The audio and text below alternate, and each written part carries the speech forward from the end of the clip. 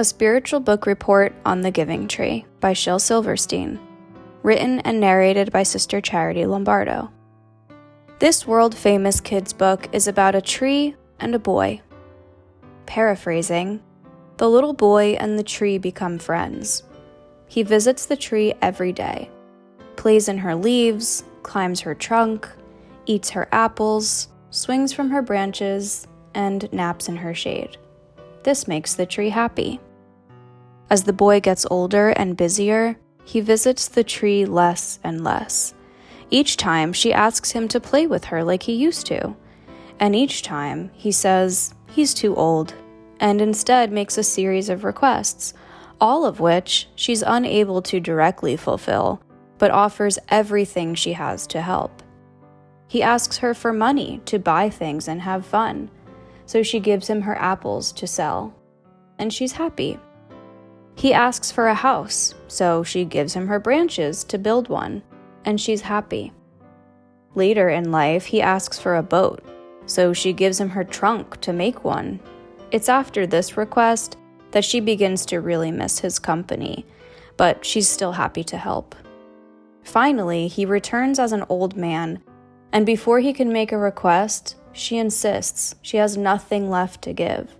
But since he's just looking for a place to rest, she gives him her stump to sit on. And after all that, she's still happy. The end. Okay, here's my report. While some think this book is about unconditional love, and some think it's about selfishness or selflessness, I think it's about all of the above. I've realized in my adult years that what seems to be such a simple story about a tree and a boy is actually about so much more. Like how we view, value, and behave in relationships. Are we the giver or the taker? Do we complain when we give?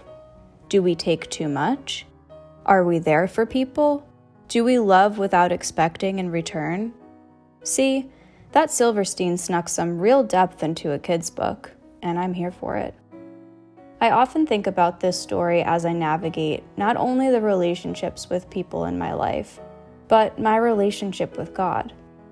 In many ways, God is like the giving tree. He always provides, no matter what I ask for. Joy, a job, shelter, refuge, rest, love. There is no limit to his storehouse, no fine print on what we can ask for. No, but first you must be perfect. Just like the tree, it makes God happy to take care of us. It's simply who he is. But unlike the tree, God does want something in return. See, the thing that always bugged me about this story is that the boy straight up takes advantage of the tree, walks all over her, takes what he can get, makes the relationship about him. Selfish? I'd say. And the tree, that poor tree, all she wanted was for him to play with her, to spend time with her for everything she gave him.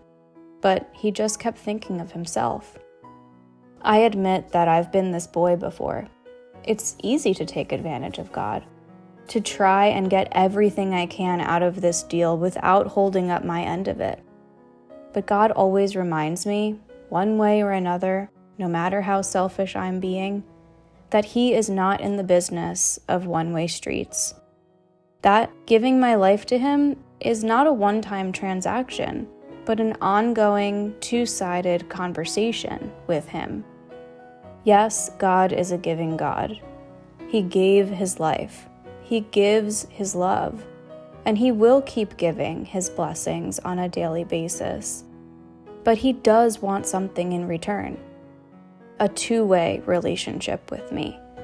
He wants me to walk with him, talk with him, thank him, trust him, and love others the way he loves me. So today, I'm not afraid to ask God for anything, knowing he can give me everything. But I know he'll always want one thing in exchange, that I give him everything too.